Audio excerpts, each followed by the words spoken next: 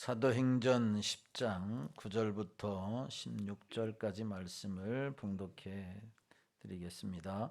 이튿날 그들이 길을 가다가 그 성에 가까이 갔을 그때에 베드로가 기도하려고 지붕에 올라가니 그 시각은 제6시더라. 그가 시장하여 먹고자 하며 사람들이 준비할 때 황홀한 중에 하늘이 열리며 한 그릇이 내려오는 것을 보니 그 보자기 같고 내 귀에 매어 땅에 엎드리워졌더라.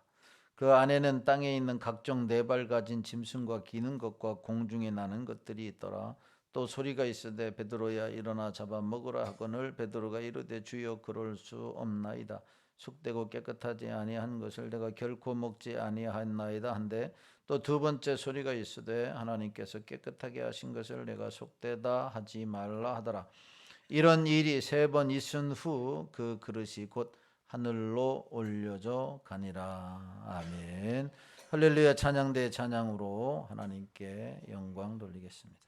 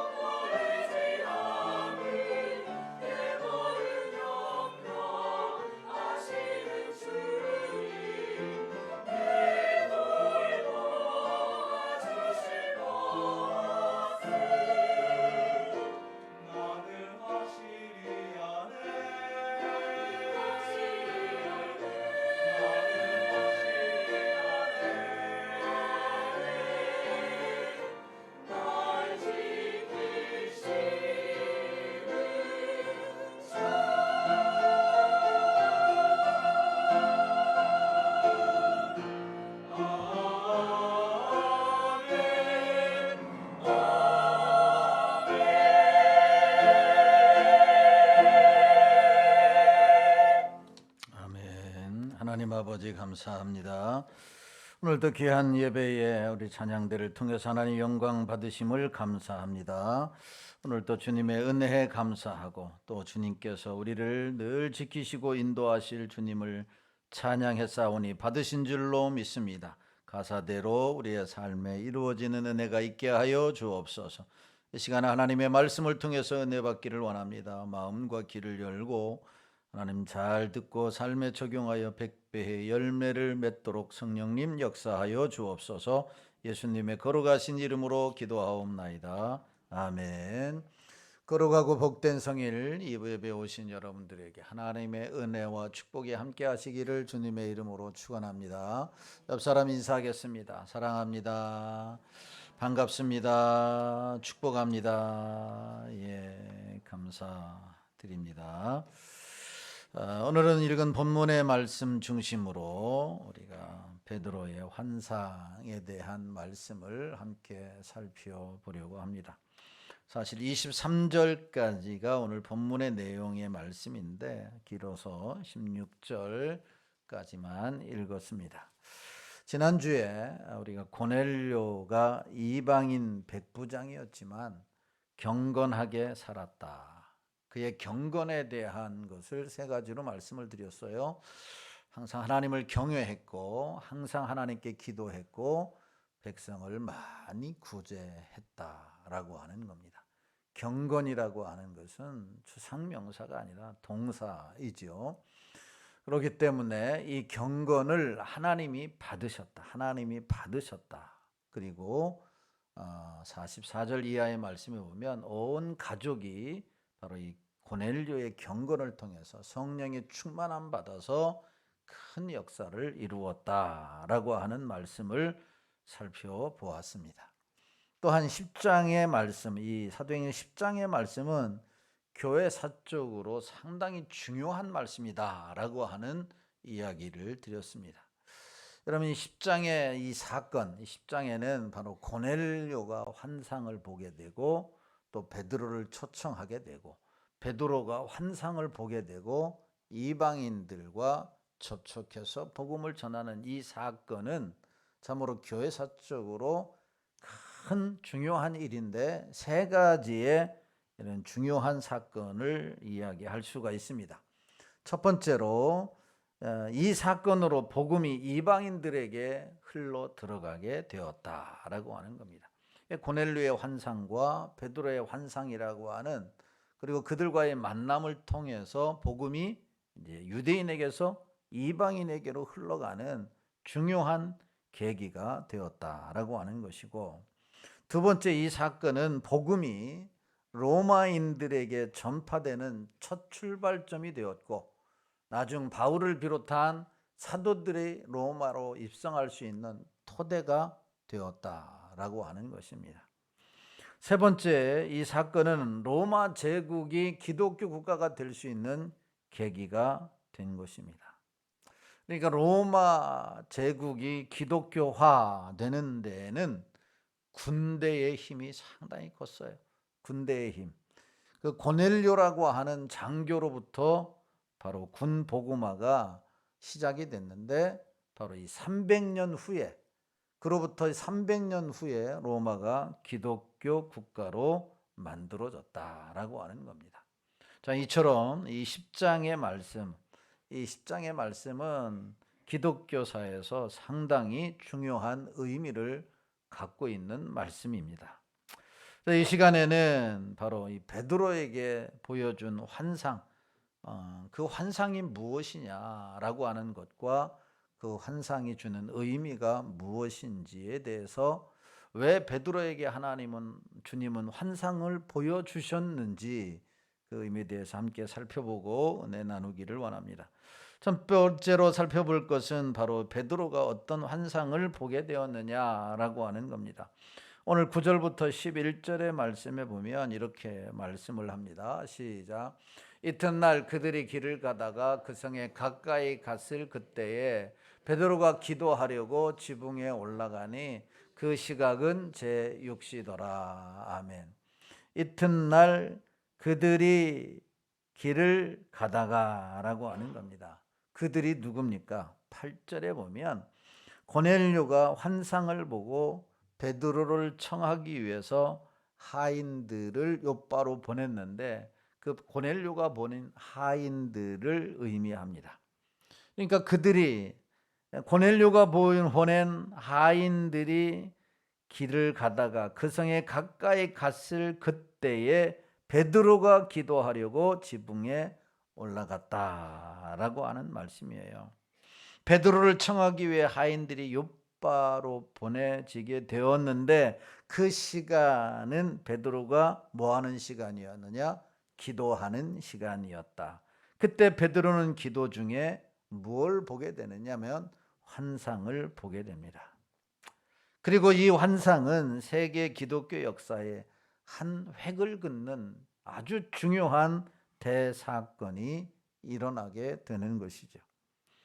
여러분, 유럽의 복음화는 사도 바울의 환상에서 시작이 되었다라고 말할 수가 있어요.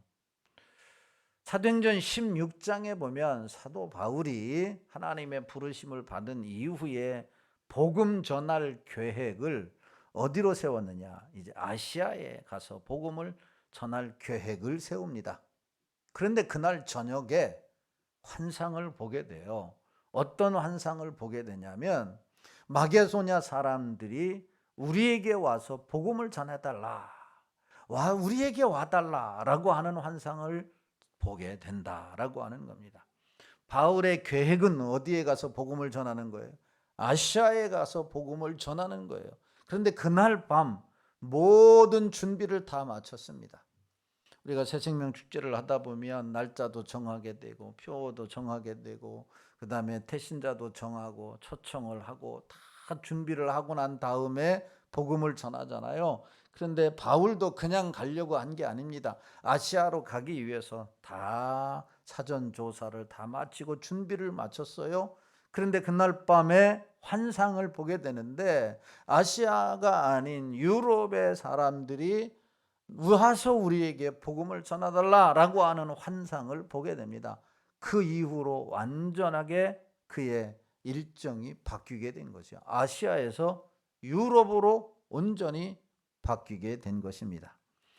여러분, 만약 그 밤에 바울이 환상을 보지 않았다고 한다면 기독교는 아시아로부터 유럽으로 바로 나아가게 되었다라고 하는 겁니다.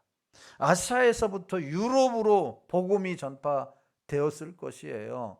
그런데 바울의 환상으로 말미암아 복음이 유럽에서 아시아로 오게 되었다라고 하는 것입니다. 만약 복음의 출발이 유럽이 아니라 아시아였다면 세계사는 완전히 달라졌을 거예요. 지금의 선진국인 유럽이 이제는 후진국이 됐을 것이고 복음이 먼저 아시아에게 전파됐다면 아시아는 놀라운 선진국이 되어졌을 것이고 그 선진국의 힘을 바로 유럽이나 아프리카에 전할 수 있는 계기가 되었을 것입니다. 그래서 선교학자들은 말하기를 그 밤에 바울을 태운 배는 세계사의 운명을 바꾼 배였다, 이렇게 말합니다. 아시아로 향하던 배를 타지 아니하고 유럽으로 향하는 배를 탔기 때문에 세계사의 운명을 바꾼 배가 바울이 그 밤에 환상을 보고 탄 배였다라고 말을 합니다. 여러분, 로마 제국의 복음화 그리고 유럽의 제국화는 결국 누구에 의해서? 바울의 환상을 통해서 이루어지게 되었다라고 하는 거죠. 그래서 한 사람의 환상, 어떤 환상을 보느냐에 따라 이 한 사람은 다시 말하면 믿음의 사람을 이야기하는 거죠. 하나님 앞에 사로잡힌 자의 환상을 이야기하는 거예요. 이 사람에 따라서 국가나 시대가 지대한 영향을 받을 수밖에 없다라고 하는 것입니다. 여러분, 환상이라고 하는 게 무엇입니까? 환상은 비몽사몽간에 눈앞에 나타나는 어떤 광경을 말하는 거예요. 비몽사몽간에 베드로의 환상, 고넬료의 환상, 그리고 구약성경에 나타난 에스겔의 환상이 역시 눈앞에 나타나는 어떤 실체들이 있었다라고 하는 겁니다. 이것이 꿈인 듯 현실인 듯 분간하지 못하는 비몽사몽간에 일어나는 상황입니다. 하지만 성경적인 상황, 이 환상이라고 하는 것은 이런 비몽사몽간에 일어나는 꿈인 듯 현실인 듯 분간하지 못하는 상황 가운데서 나타나는 어떤 광경을 말할 뿐만 아니라 이것과 함께 멀리 있는 것을 지금 일어나는 것처럼 보이는 것을 성경에서는 환상이다 이렇게 말을 하는 거죠. 비몽사몽간에 일어나는 상황뿐만 아니라 멀리 있는 것을 지금 보는 것처럼, 지금 일어나는 것처럼 보는 것을 말하는 거죠. 그러니까 미래를 현재화하는 것, 이것을 환상이다, 다른 말로 바꾸면 비전이다 이렇게 말을 합니다. 누가 비전을 볼 수 있느냐? 누가 미래를 볼 수 있느냐? 누가 환상을 볼 수 있느냐? 하나님께서는 어떤 사람에게 환상을 주시고 어떤 사람에게 미래를 보여주시느냐라고 우리가 질문을 할 수가 있어요. 한마디로 이야기하면 성경에서 오늘 본문에서도 우리가 알 수 있듯이 그 사람은 기도하는 사람이다라고 하는 거예요. 기도하는 사람이다. 오늘 본문에 고넬료와 베드로의 공통점이 무엇이냐? 지난번에 살펴본 고넬료가 환상을 보게 되는데, 그리고 오늘 본문에 베드로가 환상을 보게 되는데, 이 두 사람의 공통점은 기도하는 사람이었다라고 하는 거예요. 고넬료는 언제 기도했어요? 필요할 때 기도한 것이 아니라 항상 기도하는 자였습니다. 오늘 본문에도 보면 베드로가 제6시에 기도하는 중에 환상을 보게 되었다라고 하는 겁니다. 여러분, 비전을 갖는 사람, 환상을 보는 사람, 미래를 바라보는 사람은 어떤 사람이냐? 기도하는 사람이에요. 기도하는 사람.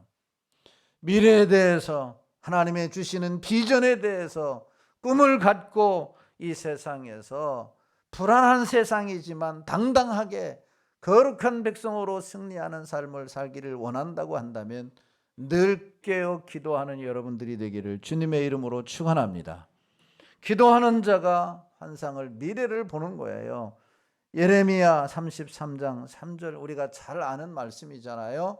같이 한번 보겠습니다. 예레미야 33장 3절 말씀이에요. 시작.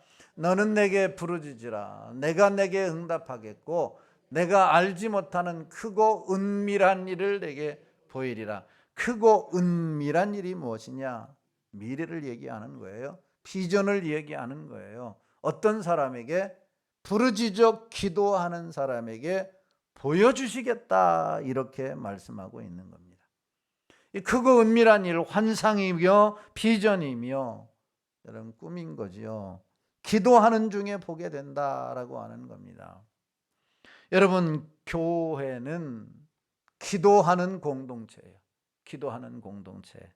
특별히 성령의 교통의 역사를 가장 민감하게 체험할 수 있는 때는 어느 때냐?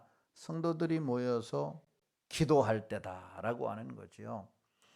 바가다락방에 120명의 성도들이 모여서 하나님 앞에 간절히 약속하신 것을 기다리며 기도했을 때에 강력한 성령의 역사가 일어났고 언어가 바뀌었고 또한 삶의 태도가 바뀌었고 생각이 바뀌었다라고 하는 사실입니다. 그런 의미에서 교회는 무슨 공동체예요? 기도하는 공동체다라고 하는 거예요. 성도들이 모여서 기도할 때 하나님의 은혜와 역사가 임하게 된다라고 하는 겁니다. 그러므로 성령의 역사가 있는 교회, 성령의 역사가 있는 가정, 성령의 역사가 있는 개인이 되기를 원한다고 한다면 모여서 기도하는 일에 힘쓸 수 있기를 예수님의 이름으로 축원합니다. 기도에 더 힘써야 돼요.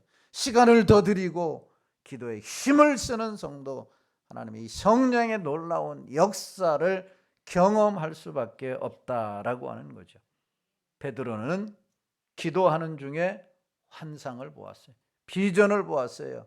미래를 바로 현재처럼 볼 수 있었다라고 하는 겁니다. 베드로가 본 환상의 내용은 무엇이냐? 그러면 베드로가 어떤 환상을 보았냐? 11절 말씀입니다. 시작. 하늘이 열리며 한 그릇이 내려오는 것을 보니 큰 보자기 같고 내 귀를 메어 땅에 드리웠더라. 아멘. 베드로는 환상 속에서 하늘이 열리고 내 귀를 맨 큰 보자기 하나가 내려오는 것을 보게 됩니다. 그런데 그 속에 들어있는 것은 율법에 금한 각종 부정한 짐승들이 가득 차 있었다라고 하는 거예요. 혐오스러운 짐승들, 그 짐승들이 하늘에서 내려온 보자기 안에 가득했습니다. 베드로가 볼 때 너무너무 섬뜩했습니다. 그럴 때 하늘에서 음성이 들렸어요. 뭐라고 음성이 들렸느냐? 베드로야 일어나 잡아 먹어라 라고 하는 거예요. 베드로야 일어나 잡아 먹어라 라고 하는 거죠. 베드로의 표정을 한번 상상해 보십시오. 하늘에서 내려오는데 섬뜩한 짐승들이 그동안 전혀 먹지 않았던 그런 짐승들이에요. 혐오스러운 짐승들이에요. 보기만 해도 끔찍했는데 음성이 들린 거예요. 뭐라고 들렸어요? 잡아먹어라 라고 하는 거예요. 그러자 당황한 베드로 뭐라고 이야기합니까? 즉시 말합니다. 뜸들일 시간도 없었어요. 1초도 기다리지 않았습니다. 그럴 수 없나이다. 주여 그럴 수 없나이다. 주여 그럴 수 없나이다. 잡아먹어라. 그럴 수 없습니다. 라고 단호하게 대답을 합니다. 14절 말씀 보세요. 14절 시작. 베드로가 이르되 주여 그럴 수 없나이다. 속되고 깨끗하지 아니한 것을 내가 결코 먹지 아니하였나이다 한데 아멘. 베드로는 하늘의 음성을 즉시 거부를 한 것입니다. 이유는 왜 거부를 했을까? 먹기 싫어서 그랬을까? 그냥 혐오스러워서 그랬을까? 그렇지 않습니다. 그 이유는 율법 속에서 속되고 깨끗하지 않는 것들은 먹지 말라고 명하였기 때문이에요. 율법의 근거에서 이런 네발가진 짐승이나 혐오스러운 짐승에 대해서는 절대 먹지 말라고 명하고 있었기 때문에 주여 그럴 수 없나이다. 먹을 수 없다라고 거부를 했던 거죠. 그러자 베드로의 말이 끝나자마자 하늘의 반응이 무엇이냐? 15절 말씀 시작. 또 두 번째 소리가 있으되 하나님께서 깨끗하게 하신 것을 내가 속되다 하지 말라 하더라. 아멘. 베드로가 깨끗하지 않은 것을 먹지 못한다라고 거부를 하자 놀랍게도 하나님께서 깨끗하게 하신 것을 내가 더럽다라고 말하지 말라, 속되다 말하지 말라라고 하셨습니다. 그리고 이 같은 일은 3번이나 반복되었다라고 말씀했습니다. 먹어라. 먹지 못하겠습니다. 먹어라. 아니 안 먹겠다니까요. 먹으라니까 안 먹는다고요. 왜 이렇게 자꾸 하십니까? 3번씩이나 반복되었어요. 여러분 사도행전에 나타난 베드로는 변화된 베드로입니다. 성령을 받아서 변화된 베드로. 복음서에서는 자기 마음대로 했는데, 자기 기분대로 했는데, 충동에 의해서 행동을 했는데, 사도행전의 베드로는 성령을 받아 180도 바뀌었어요. 온전히 하나님의 말씀에 순종하던 베드로였습니다. 그런데 이 10장에 와서 3번씩이나 복음서에서 예수님을 부인할 때처럼 3번씩이나 똑같이 거절을 한 겁니다. 순종하던 베드로가 한 번도 아니고 본문에서 3번씩이나 거역을 합니다. 무엇 때문에 그랬을까요? 여러분, 베드로 속에 있는 편견 때문이었어요. 베드로가 가지고 있는 이 편견이 하나님의 음성조차도 거부하게 한다라고 하는 거예요. 이게 굉장히 중요한 말씀이에요. 다른 건 다 잊어도 이 말씀을 잊으면 안 되는 거죠. 이 편견이 이만큼 중요한 거예요. 여러분, 내 문화를 바꾸는 것, 내 전통을 바꾸는 것, 어릴 때부터의 내 생각을 바꾸는 것, 곧 내 편견을 하나님 앞에서 고치는 일은 이렇게 어렵다라고 하는 것입니다. 저도 그것을 종종 느낍니다. 사람을 바라볼 때 그 사람의 현재의 진면목을 바라보아야 하는데 그 사람의 과거를 봅니다. 그 사람의 과거를 봐요. 또 그 사람의 부모를 보게 됩니다. 어쩌다 고향을 가게 되면 옛날 어른들이 안 좋은 이야기를 했던 모습들이 그 사람을 바라볼 때마다 생각이 납니다. 그래서 판단을 하게 되고 결정을 하게 되죠. 우리는 여전히 편견을 버리지 못하는 거죠. 이게 우리의 모습이에요. 아니, 오늘 본문에 베드로가 그랬다라고 하는 사실입니다. 편견, 어떤 사물 현상에 대하여 그것에 적합하지 않은 의견이나 견해를 가진 태도를 말하는 거죠. 공정하지 못하고 한쪽으로 치우친 사고나 견해, 선입관과 고정관념은 동서고금을 막론하고 어느 시대 어느 사회나 존재했습니다. 어떻게 보면 인류의 등장과 함께 시작되었다고 볼 수가 있습니다. 오랜 경험 속에서, 오랜 시간이 흐르면 속에서 축적된 선입관과 고정관념은 그 자체로 어떻게 보면 문제가 되지 않습니다. 문제는 뭐냐면 편견인 거예요. 편견. 선입관과 고정관념이 합리화되어 고착되면 사회적 편견으로 표출이 되는 거예요. 예를 들어 볼게요. 충청도 사람들은 어떤 사람이다라는 고정관념을 가지고 있어요. 충청도 사람들은 느리다. 여러분 다 가지고 있는 거예요. 충청도 사람. 이 예화를 잘 들어야 돼요. 제가 충청도 사람이기 때문에 들은 거예요. 혹시 전라도 사람이나 경상도 사람이나 경기도 사람에 대해서 잘못 들으면 또 와가지고 따질 수 있으니까. 저를 생각하면서 한 겁니다. 충청도 사람은 느리다라고 하는 고정관념. 그런데 충청도 사람은 느리니까 이번 인사에서 제외해야 한다라고 한다면 일반적인 고정관념이 구체적인 대상에 현실에 반영이 된다면, 그리고 이런 잘못된 편견이 행동으로 나타나게 된다면 무엇으로 이어지냐면 차별과 폭력으로까지 이어지게 된다라고 하는 거죠. 그러니까 사회적 편견은 바로 고정관념이 심화된 개념이다, 이렇게 볼 수가 있는 거죠. 그러니까 사회적 편견은 때로는 사회 문제를 낳아가 사회 갈등과 불행을 낳기도 하는 것입니다. 여러분, 지금 베드로가 가지고 있는 것, 하나님께서 먹어라 라고 하는데 먹지 않겠습니다 라고 하는 것은 바로 이런 이방인에 대한 편견 때문이었다라고 하는 겁니다. 구약 성경에 나오는 율법은 크게 시민법과 의식법의 두 가지로 나눌 수가 있습니다. 이 중에 의식법에 해당하는 것은 성막과 절기, 제사법, 정결의식 등이 있는데, 이것은 장차 오실 예수 그리스도에 대한 예표하기 위해서 그림자에 해당하는 것으로 신약 시대가 이르러 그의 실체이신 예수님의 오심으로 말미암아 다 폐지된 것으로 이스라엘 백성의 구별됨과 유생을 위하여 주신 유치원의 실물 교육과 같은 것이 바로 이것인 겁니다. 그러니까 예수님을 구주로 믿어 하나님의 백성으로 살아가는 신약의 성도들은 구약의 이 의식법을 이미 예수님께서 다 완성하셨기 때문에 거기에서 얽매여 사는 것은 비성경적이다라고 하는 겁니다.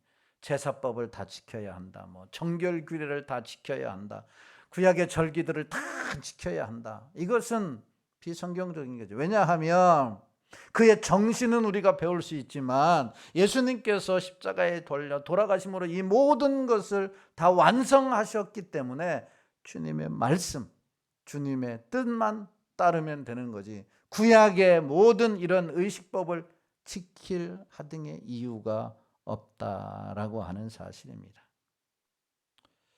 그런데 베드로, 유대인이면서도 구약이 아닌 신약을 살면서 여전히 구약의 의식법에 얽매여서 환상 중에 보게 된 음식을 먹지 못하겠다라고 거부를 한 거죠. 구약의 사람이 아닌 신약의 사람임에도 불구하고 성령을 받은 사람임에도 불구하고 예수님이 자신의 구주임을 고백하고 칭찬을 받았던 사람임에도 불구하고 여전히 그는 구약의 의식법에 얽매여서 환상 중에 보게 된 음식을 먹지 못하겠다라고 말을 하고 있는 거예요. 사실상 예수님 당시 유대인들은 이 같은 외적인 규례는 철저히 지켰어요. 하지만 그들의 속마음은 부패할 대로 부패했던 것이죠. 그래서 예수님께서 마태복음 15장 11절에서 그들을 향해서 이렇게 말씀을 하셨어요. 시작. 입으로 들어가는 것이 사람을 더럽게 하는 것이 아니라 입에서 나오는 그것이 사람을 더럽게 하는 것이니라. 아멘. 이원론적인 삶을 사는, 그들의 의식은 다 지키지만 그들의 생각, 그들의 마음은 부패할 대로 부패한 거죠. 그들의 속은 썩대 썩어 문드러져 가지고 냄새가 나는데 형식은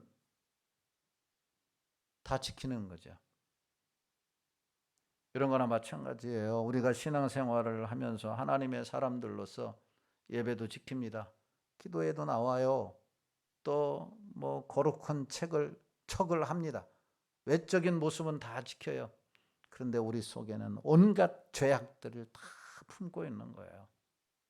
시기하고 질투하고 미워하고 원수같이 대하는 거예요. 이런 이원론적인 삶을 유대인들이 보였고 베드로가 보였던 거죠. 오늘 우리들이 바로 가지고 있다라고 하는 거죠. 그래서 환상 중에 보게 된 음식을 먹지 못하겠다 이렇게 이야기를 하고 있는 거죠. 그래서 예수님께서는 그것이 더럽게 하는 것이 아니라 너희들의 마음속에 있는 이 품고 있는 것이 입으로 나올 때에 더 더러운 것이다. 이원론적인 삶을 살고 있는 유대인들과 베드로를 향해서, 우리를 향해서 지금 경고하고 있고 책망하고 있다라고 하는 거죠. 다시 본문으로 돌아가서 베드로가 성령을 받아 말씀에 순종하는 자였지만 여전히 그 속에는 깨끗하지 않은, 변하지 않는 편견이 있었던 것입니다. 율법적인 편견에 사로잡혀 있던 베드로가 끝까지 그럴 수 없습니다. 그럴 수 없습니다. 먹을 수 없습니다. 어떻게 그것을 먹을 수 있습니까? 아니, 주님이 말씀하시는데도 그래요. 우리가 성경을 읽으면서도 그렇잖아요. 우리가 신앙생활 하면서도 그렇잖아요. 그럴 수 없습니다.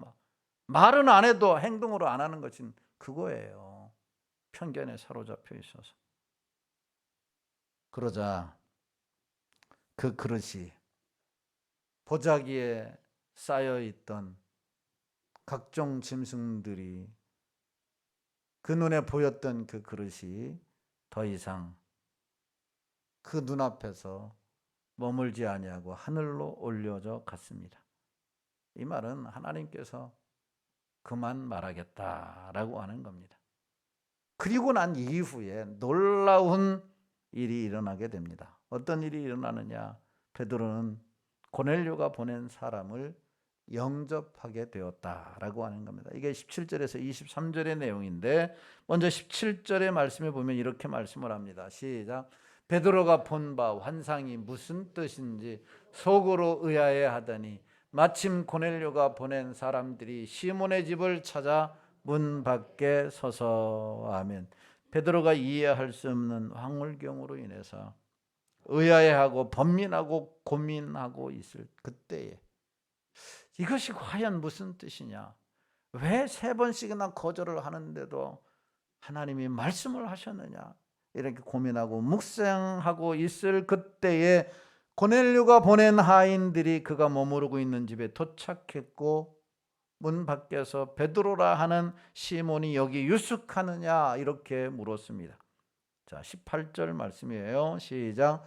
불러 이르되 베드로라 하는 시몬이 여기 유숙하느냐 하거늘. 그러자 베드로는 이방 사람들의 방문이 자신이 본 환상과 관련이 있을 것을 어렴풋이나마 깨닫게 됩니다. 그 깨달음은 누가 주셨느냐? 성령의 역사이겠지. 그리고 바로 성령의 음성이 들렸어요. 19절에서 20절 말씀 시작. 베드로가 그 환상에 대하여 생각할 때에 성령께서 그에게 말씀하시되 두 사람이 너를 찾으니 일어나 내려가 의심하지 말고 함께 가라 내가 그들을 보내었느니라 하시니. 아멘. 성령의 음성이 베드로에게 들렸어요. 첫 번째는 환상을 보여주셨어요. 그리고 확신이 들지 않았을 때 성령께서 그에게 말씀을 하셨어요. 성령의 음성을 듣고 베드로가 어떤 반응을 보였느냐. 21절 말씀이에요. 21절 시작. 베드로가 내려가 그 사람들을 보고 이르되 내가 곧 너희가 찾는 사람인데 너희가 무슨 일로 왔느냐. 아멘. 여러분, 얼마 전까지 부정한 음식에 대해서 강한 거부감을 표시했던 베드로는 성령의 음성에 따라 율법을 깨고 이들에게 내려가 무슨 일로 여기까지 왔느냐 이렇게 묻는 거죠. 그러자 고넬료가 보낸 사람들이 이렇게 대답을 합니다. 22절 말씀 시작. 그들이 대답하되 백부장 고넬료는 의인이요 하나님을 경외하는 사람이라. 유대 온 족속이 칭찬하더니 그가 거룩한 천사의 지시를 받아 당신을 그 집으로 청하여 말을 들으려 하느니라 한대. 아멘. 그러자 베드로는 고넬료가 보낸 사람들의 말을 듣고 손님처럼 영접하여 유숙해 하였습니다. 여러분, 베드로가 이방인들을 영접하고 유숙하게 했다, 같이 머무른 그곳에 함께 머물렀다라고 하는 것은 놀라운 일입니다. 유대인들이 보았을 때는 이 일이 하늘이 무너지는 청천벽력과 같은 소리였고 이 일이었다라고 하는 거예요. 왜냐하면 지금까지 할례받지 않은 자와 곧 이방인들과 사귀고 식사를 하고 한 곳에 머무른 적이 없는 거예요. 베드로에게. 이방인들을 유대인들은 뭘 취급한다고요? 개를 취급하는 거예요. 사람 취급을 하지 않는 거예요. 그런데 그들을 정식으로 손님처럼 받아들이고 그들과 한 곳에서 교제하고 음식을 먹고 잠을 잔다. 이것은 불가능한 일이다라고 하는 겁니다. 그런데 베드로가 그렇게 했어요. 어떻게 편견에 사로잡혀져 있던 이 베드로가 이렇게 180도가 바뀌어졌느냐? 두 가지 때문이에요. 환상을 하나님이 보여주셨고 성령의 음성을 들려주셨어요. 여러분, 이방인들도 편견이 있어요. 유대인들도 편견을 다 가지고 있는 거예요. 이방인 고넬료에게도 편견이 있었어요. 고넬료의 편견이 무엇이냐? 유대인들은 우리와 상종을 않는다. 그러므로 우리도 유대인들에게 다가갈 수 없다 라고 하는 편견을 가지고 있는 거죠. 저들이 우리를 터부시하기 때문에 우리는 갈 수 없다 라고 하는 이 이방인의 고넬료의 편견을 깨트리기 위해서 하나님은 고넬료에게 환상을 보여주신 거예요. 깨트려 주시기 위해서 고넬료에게 환상을 보여주신 거예요. 이방인에 대한 편견을 가지고 있는 고넬료의 베드로의 편견을 깨트리시기 위해서 하나님은 베드로에게 환상을 보여주신 것이요.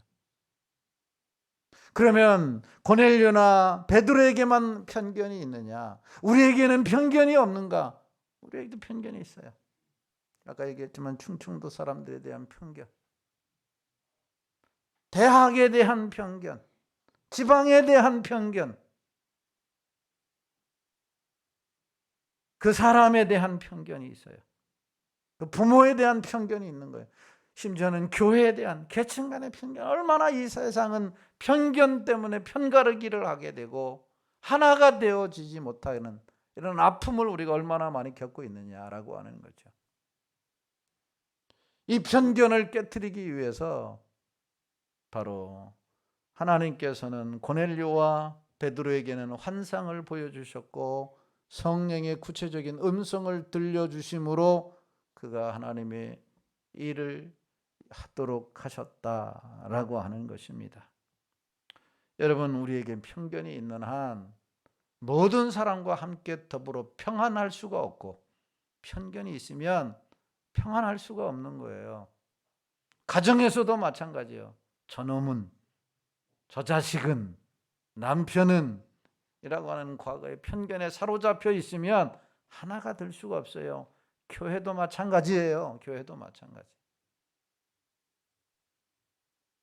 그런 편견은 하나님의 일을 이룰 수가 없는 거예요. 다시 말하면 베드로가 끝까지 이런 편견을 고수했다고 한다면 어떻게 이방인들에게 복음을 전할 수가 있고 어떻게 하나님의 위대한 역사를 만들 수가 있었겠느냐라고 하는 거예요. 그래서 하나님은 이 베드로에게 편견을 먼저 깨부시게 하고, 다음 주에 살펴보겠지만 하나님의 말씀을 고넬료가 초청한 사람들 앞에 가서 전하여 여러분 로마를 유럽을 복음화하고 오늘날 우리들에게까지 복음을 전할 수 있는 위대한 역사를 이루었다라고 하는 사실입니다.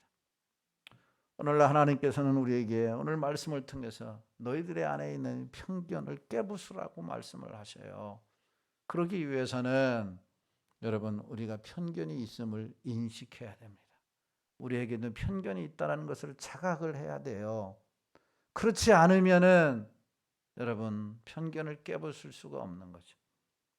나에게도 이런 나쁜 편견 때문에 다른 사람과 함께 그리스도의 한 몸 된 교회를 이룰 수가 없다라고 하는 것을 알아야 되고, 두 번째는 우리에게는 환상은 보지 못하지만 기도는 할 수 있는 거죠.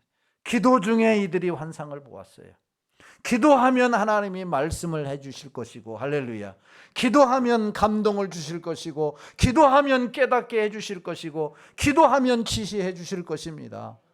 그리고 예배에 집중하고 찬송하는 자가 되어야 돼요. 우리는 성령의 감동을 입은 사람이에요. 예배에 집중하고 찬송을 하면 성령이 역사하시는 거죠. 베드로에게 말씀하셨던 것처럼 우리에게도 말씀을 하시는 거죠. 그러면 우리의 환상이, 우리의 편견이 깨어지게 되고, 편견이 깨어지게 되면 누구든지 수용할 수가 있고, 편견이 깨어지게 되면 주님의 말씀에 온전히 순종할 수 있는 거죠. 받아 먹어라. 예, 알겠습니다. 그러는 거예요. 받아 먹어라. 그래. 가만히 있어봐요. 생각 좀 해보고. 이거 해라. 그래. 전도해라. 가만히 있어봐요. 장로님들 하는 거 안 하는가 보고. 가만히 있어봐요. 권사님들이 하는 거 안 하는 거 보고. 이런 생각이 없이 누가 하든 안 하든 상관없이 해라. 예, 알겠습니다. 기도하는 자에게 하나님이 주시는 은혜요 축복입니다. 여러분 우리의 편견을 다 벗어버리고 그리스도의 한 몸 된 교회를 이루고 진정한 평안을 얻어서 하나님의 온전한 역사를 이룰 수 있는 우리 귀한 상일 가족이 다 되시기를 예수님의 이름으로 축원합니다. 원하고 바라고 기도합니다. 우리 찬송 부르시고 함께 하나님 내 속에 있는 편견 하나님 용서하여 주시고 이것을 바로 보게 하여 주시고 이것을 기도하는 중에 하나님 말씀 가운데 예배에 집중하고 찬송하는 가운데 발견하고 다 제거하게 하여 주셔서 하나님의 뜻을 이루게 하여 주옵소서. 통성으로 기도하겠습니다.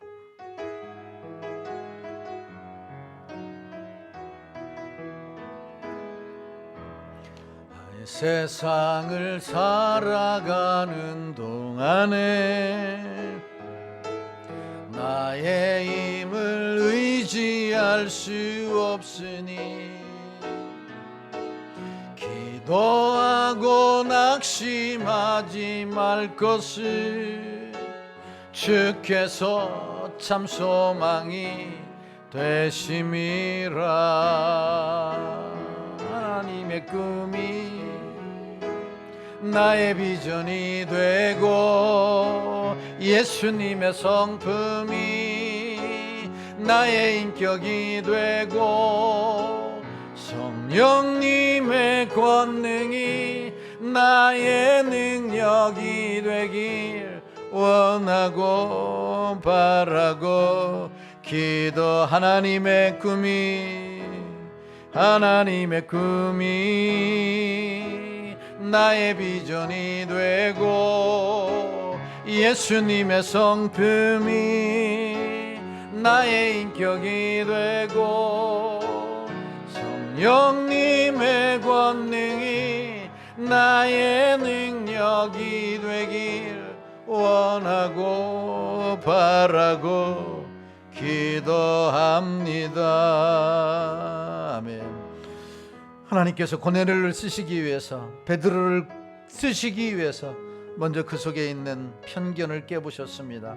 하나님, 내가 하나님의 일을 감당하기 위해서 하나님의 위대한 역사를 이루는 교회가 되고 성도가 되고 가정이 되려면 내 속에 있는 이 편견이 사라져야 한다라고 하는 겁니다. 기도하는 가운데 하나님의 말씀에 집중하고 예배에 집중하고 찬송하는 가운데 우리의 편견을 바라보고 이 편견이 하나님 제거되게 하시고, 그리하여 하나님의 뜻을 이루는, 하나님의 역사를 이루는 교회요 성도가 되게 하여 주시옵소서. 주님의 말씀에 온전히 순종하게 하여 주옵소서. 주님의 이름 한번 부르고 통성으로 기도합니다.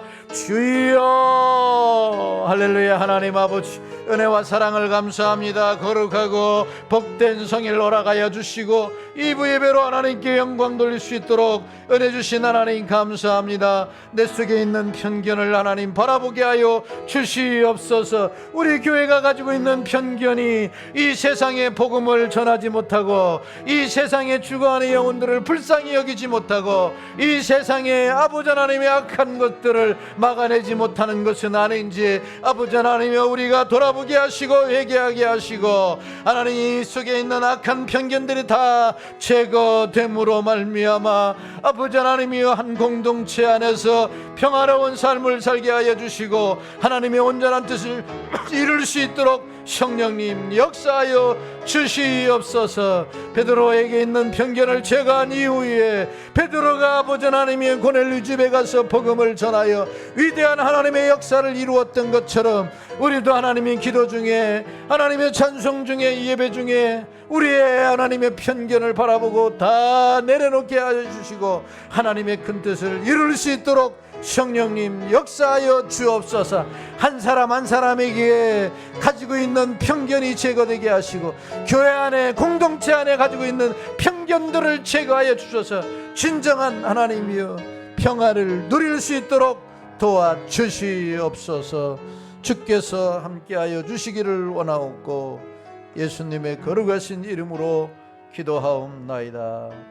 아멘.